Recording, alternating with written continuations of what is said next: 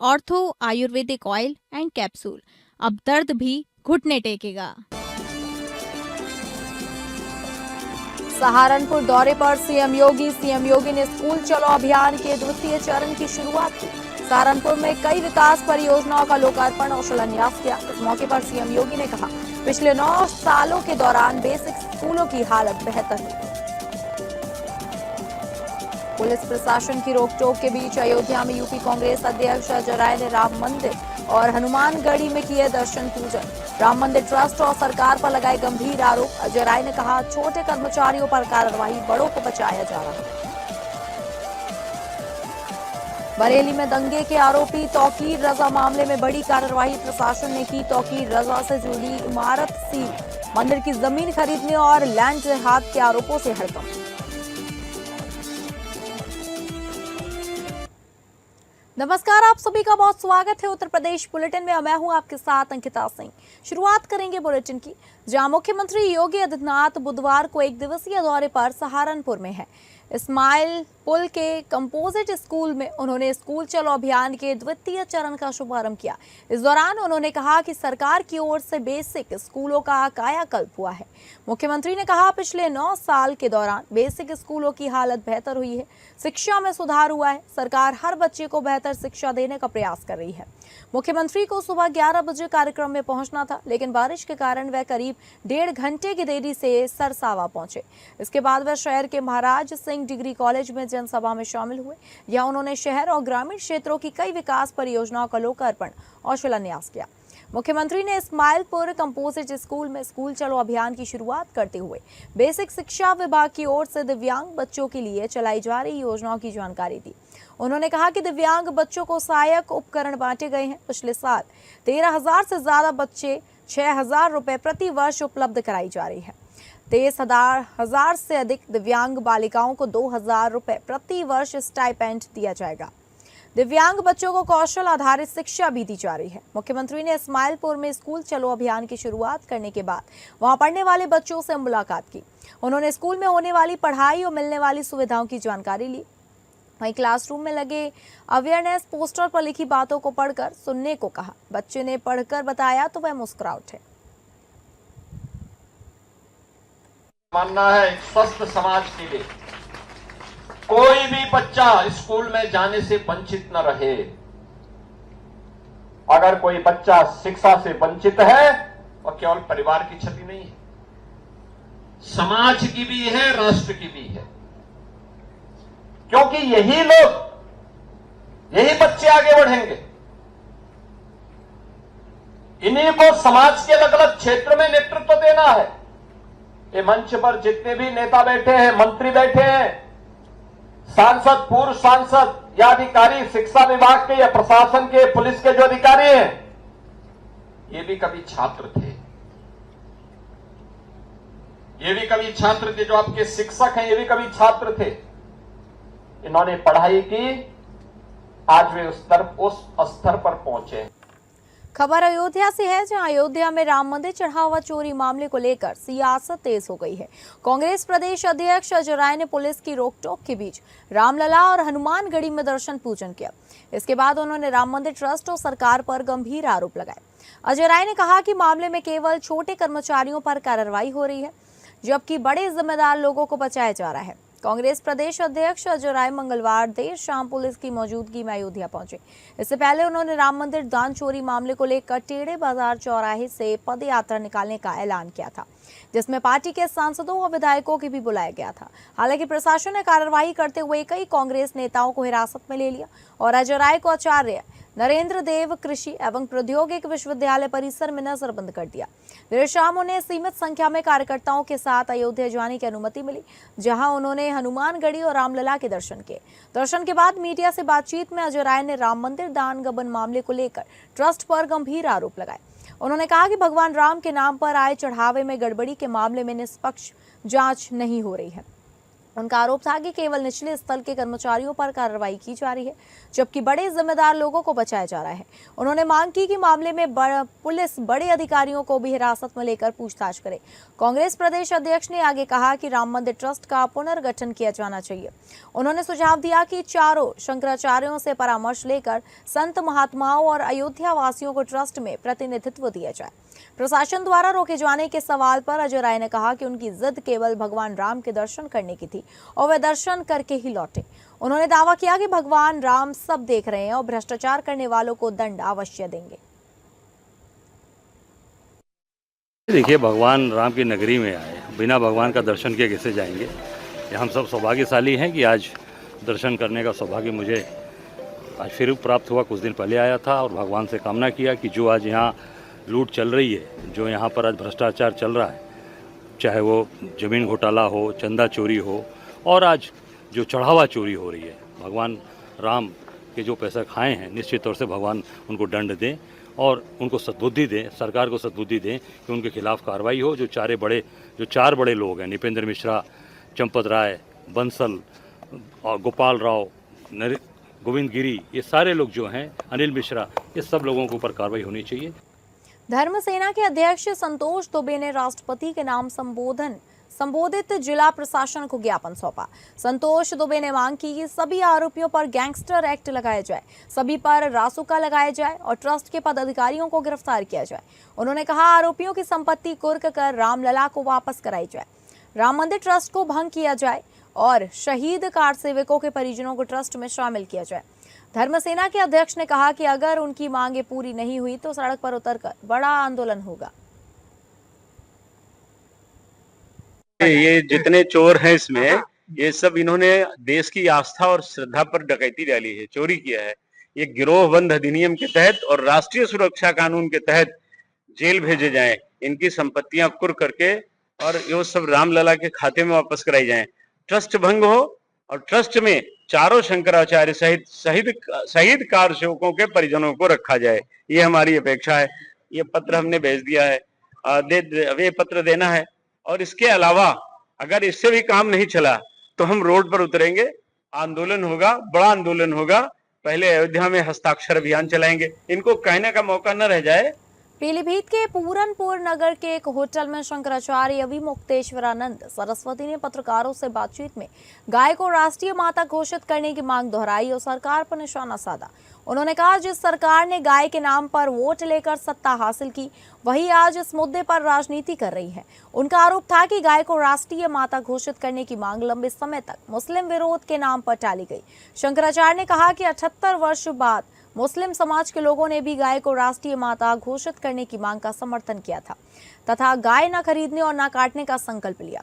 उन्होंने दावा किया, संकल्प का पालन भी किया गया, जिससे ईद के अवसर पर लाखों गाय काटने से बच गए। उन्होंने कहा कि इसके बावजूद सरकार ने इस पहल की कोई सराहना नहीं की। उन्होंने कहा कि जब वेद पुराणों में गाय को माता का दर्जा दिया गया तो केंद्र और राज्य सरकार को इसे राष्ट्रीय माता घोषित करने में क्या आपत्ति है। उन्होंने कहा कि अब सभी समाज के लोग इस मुद्दे पर साथ आ रहे हैं और वे अपने मतदान का उपयोग उसी दल के समर्थन में करेंगे जो गाय को राष्ट्रीय माता घोषित करेगा। साथ ही उन्होंने सवाल उठाया कि जब संत लोभ मोह त्याग कर भगवान की आराधना के लिए जीवित समर्पित करते हैं तो उसे मुख्यमंत्री की कुर्सी पर बैठने की आवश्यकता क्यों पड़ती है।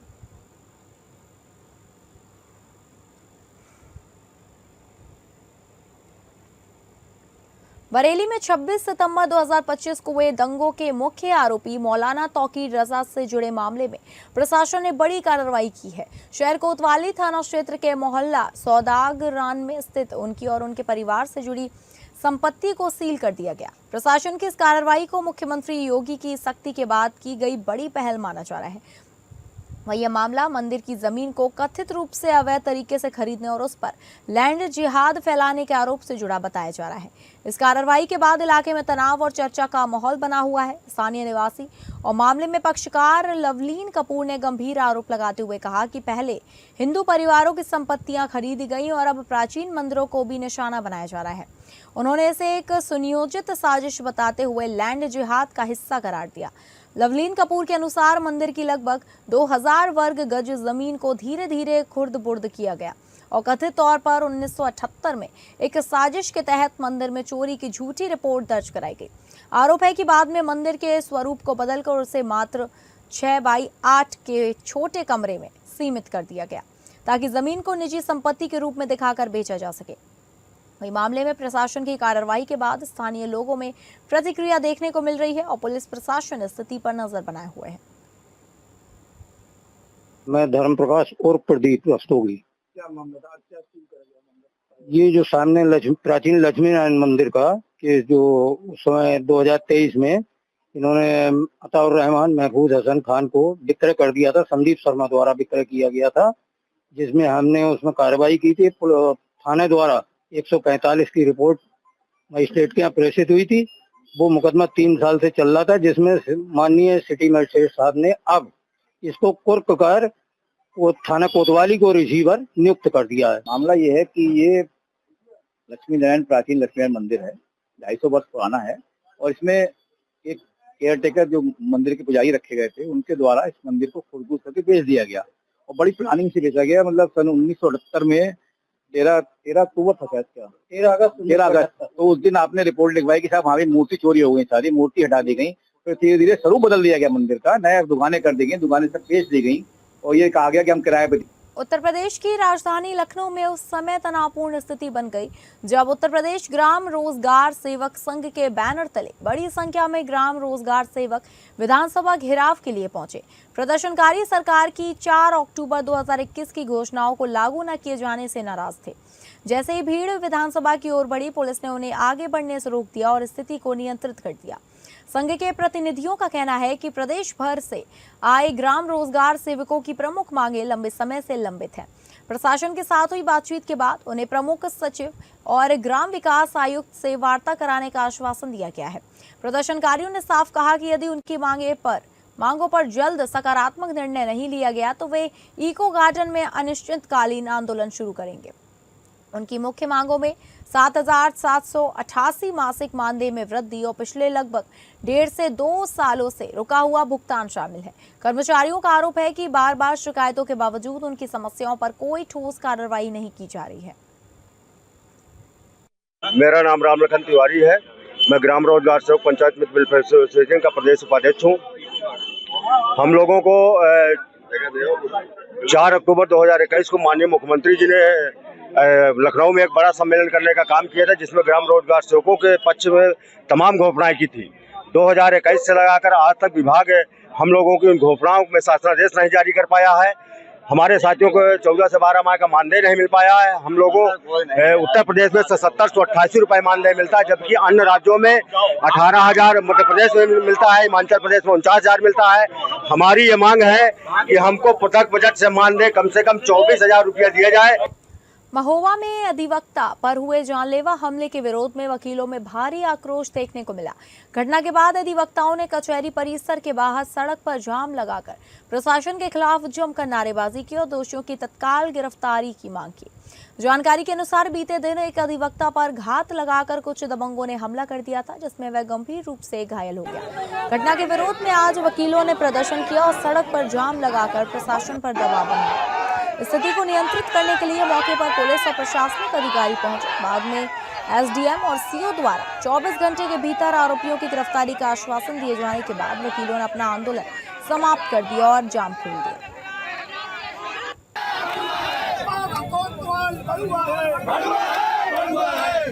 अगली खबर का रुख करेंगे, जहां जहानागंज थाना क्षेत्र के नयापुरा कस्बे में बीती रात जमीनी विवाद ने एक परिवार को उजाड़ दिया।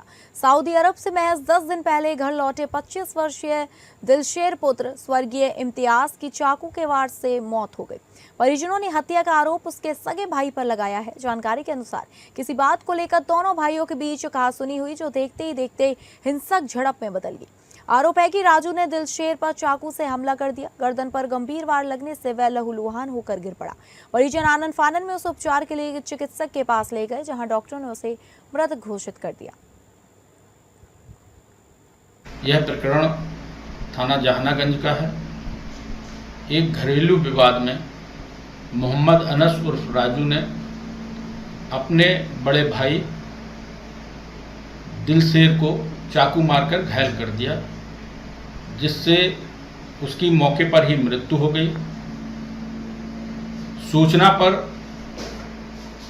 एसओ जहानागंज सीओ सदर द्वारा मौके पर पहुंचकर शव को कब्जे में लेकर पंचायतनामा की कार्रवाई की जा रही है।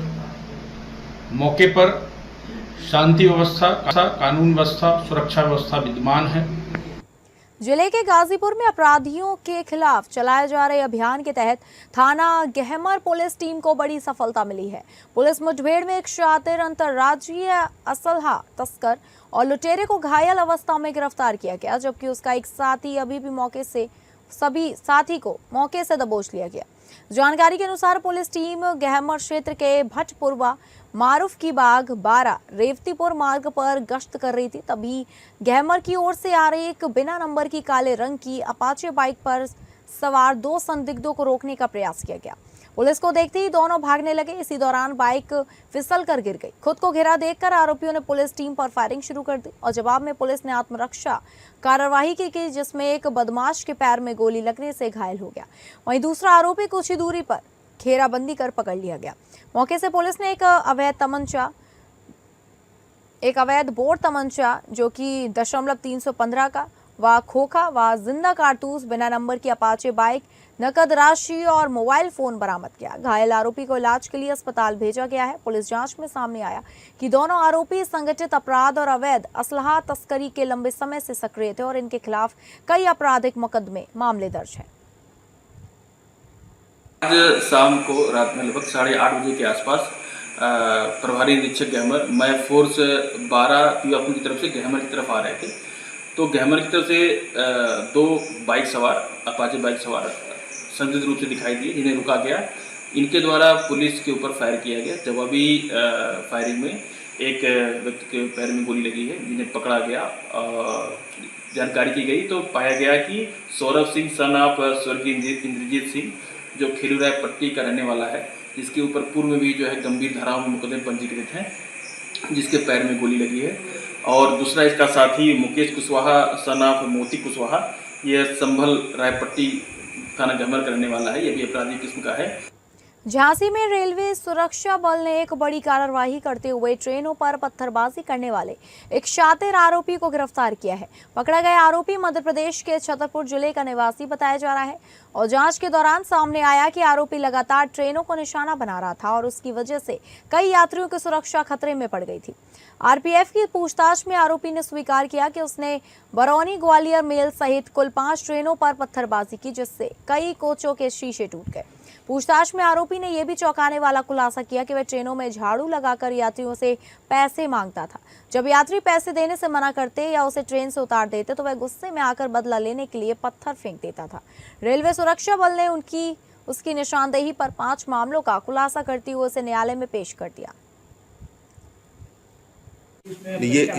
ये हाल ही में एक मामला हुआ था, जो ग्वालियर बरौनी एक्सप्रेस है, उस ट्रेन में मुस्तरा के पास में उसका कांच का शीशा किसी ने पत्थर मारकर तोड़ा था।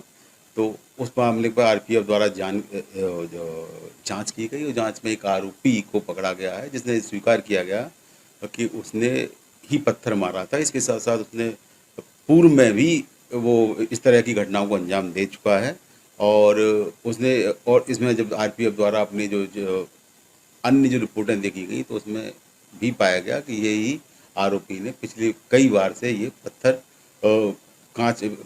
जो ट्रेनों के कांच को इसने पत्थर मारकर तोड़ा है। गाजियाबाद से दिल्ली जाने वाली एलिवेटेड रोड पर कानावनी के पास एक युवती की गाड़ी में कोबरा सांप मिलने की सूचना मिली। मीनाक्षी शर्मा गाजियाबाद से अपने नोएडा ऑफिस जा रही थी। अचानक कनवानी एलिवेटेड के पास उसे अपनी कार के डैशबोर्ड पर कोबरा सांप दिखाई दिया। युवती ने घबराकर अपनी गाड़ी रोक दी और बाहर आ गई। इसी दौरान वहां से गुजर रही ट्रैफिक पुलिस की टीम ने तत्काल रुककर उसे रेस्क्यू किया और वन विभाग की टीम को बुलाकर उसे सौंप दिया।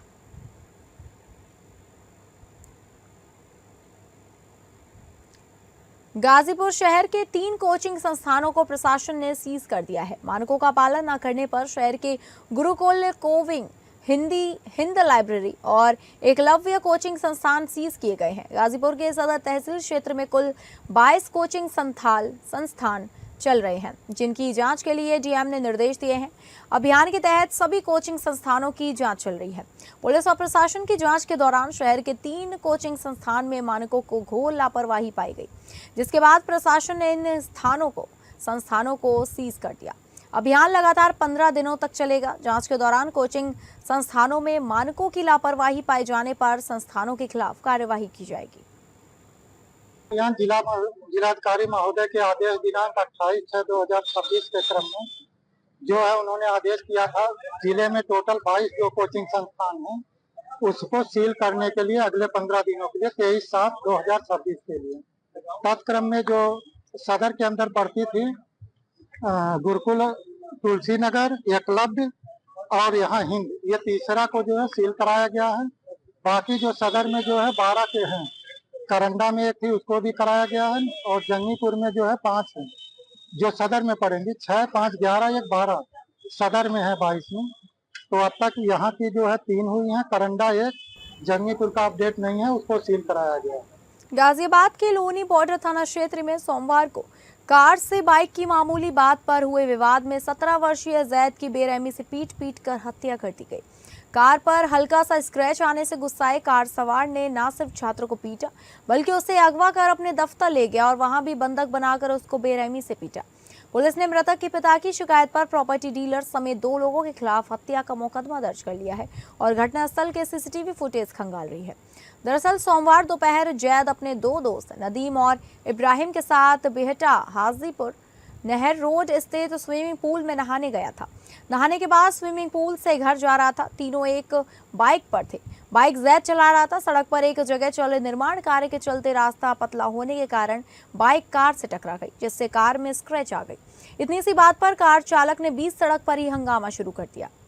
उसने जैद की मौके पर ही पिटाई की। इसके बाद उसे जबरन अपनी कार में बैठाकर अपने कार्यालय ले गए, जहां उसे बंधक बनाकर फिर से बेरहमी से पीटा गया। आज थाना लोनी बॉर्डर पर एक सूचना प्राप्त हुई कि जैद नाम लड़का जो मुस्तफाबाद लोनी का रहने वाला है, वह कहीं जा रहा था, जहां पर उसकी बाइक और एक कार में हल्की टक्कर हो गई थी, जिस पर उनकी घासनी हुई और कार में सवार लड़कों द्वारा उसकी पिटाई कर दी गई थी और उसे उसके साथियों द्वारा अस्पताल ले जाया गया था, जहां मृत घोषित कर दिया गया है। उसके परिवार द्वारा तहरीर प्रदान की गई, इस पर FIR पंजीकृत किया जा रहा है। जो अभियुक्त हैं उनके खिलाफ उनको गिरफ्तारी के लिए टीम गठित कर दी गई है। अन्य वैधानिक कार्रवाई प्रचलित है। तो फिलहाल उत्तर प्रदेश बुलेटिन में बस इतना ही। नमस्कार।